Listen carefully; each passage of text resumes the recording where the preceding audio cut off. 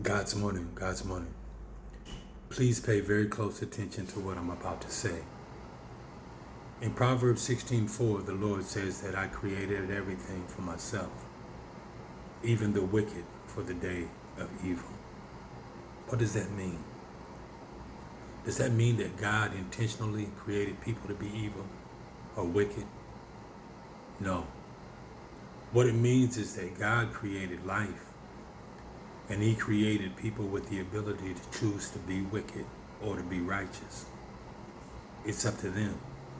But God is not going to terminate your life prematurely because you choose to be wicked. God is going to allow you to go ahead and live out your life with the hope that somewhere along the way you might decide to come back around and do what you know is the right thing. But God also knows that there are many people who never will be righteous. There'll always be racist. There'll always be oppressors. There will always be manipulative. They will always be ungrateful. They will always be selfish. They will always be deprivers of opportunity for others. God knows that. Should He extinguish all of them? No. Why? Because they have the freedom to choose to be whatever they want. But in conclusion, they will pay if they don't turn from their wickedness and accept God's way. No one goes to hell because God chose to put them there. Everyone that goes to hell are people that have chosen to do the things that will cause that to happen in their life. I have the freedom to be and do anything in this life that I decide to. But the freedom does not mean I have the right. God determines who has the right. Period. This situation with Carmelo Anthony, some people are cheering the fact that he's incarcerated doing time. They don't see no justification in you defending yourself. Knowing that someone is approaching you, attempting to possibly do you harm, great harm, even to the detriment of taking your life, either by accident of punching you and knocking you down and you hitting your head or your chin or something and you expiring, to really desiring to have the intention to take you out. No one knows that. But what we do know is no one has the right to put their hands on you. No one has the right to step into your space to where they can even reach out and put hands on you and possibly harm you. But evil doesn't care about that. Evil always feels justified in their ability to do what they want to do. And they never feel like it's right that you defend yourself.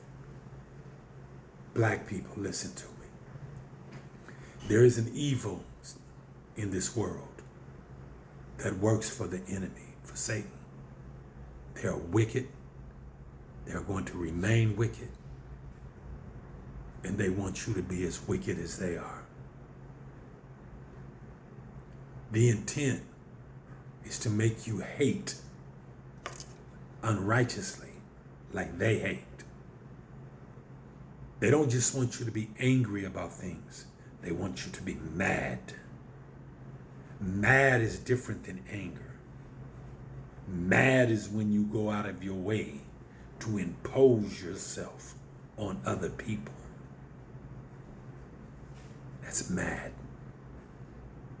There is a thing called justified anger. But what anger doesn't do is anger does not act on its anger. Do not allow these people to make you be like they are. God sees the situation. God knows what should have happened and what did happen. In God's mercy, and righteousness will prevail. It bothers me when I see black people on social media saying, I hate them, I wish. Never wish ill will or harm on anybody.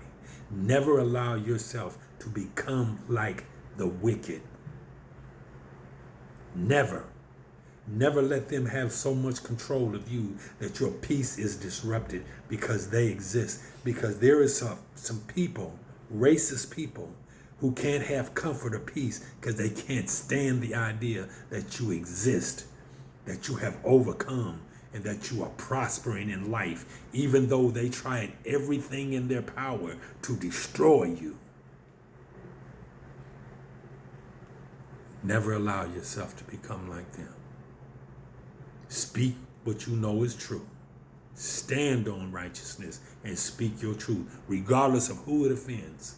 But never allow yourself to become like the wretched, wicked people that just desire to see your downfall. I don't care what anyone says. There's always justification when somebody tries to put their hands on you, you not knowing what their true intent is.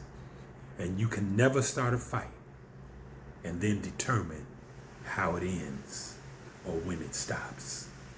Never. Read the story of God.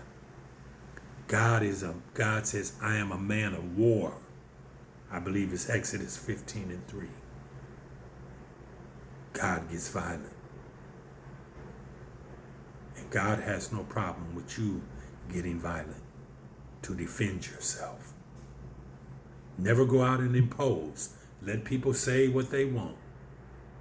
But you're not required to allow anybody to harm you or them you are responsible to take care of. Don't be on here arguing with these people about this Carmelo Anthony thing. Pray and ask God to give you understanding on how you can internalize it and deal with it and be a right person behind it. God says in Psalm 11:5, he hates the wicked and them that do violence. When violence, and this isn't scripture, but it's what I'm saying. When violence is imposed upon you, you are not required to sit down and let it have its way with you. But never be the perpetrator of violence upon anyone that is not trying to harm you. Just because you don't like the color of their skin, you don't like the kind of clothes they wear, you don't like the height and width of their body or the texture of their hair, or you don't like their political view, you don't have the right to put your hands on nobody. You reap what you sow. A young man is unalive because his parents never enforced upon him that you don't have the right to put your hands on another person because you don't like them.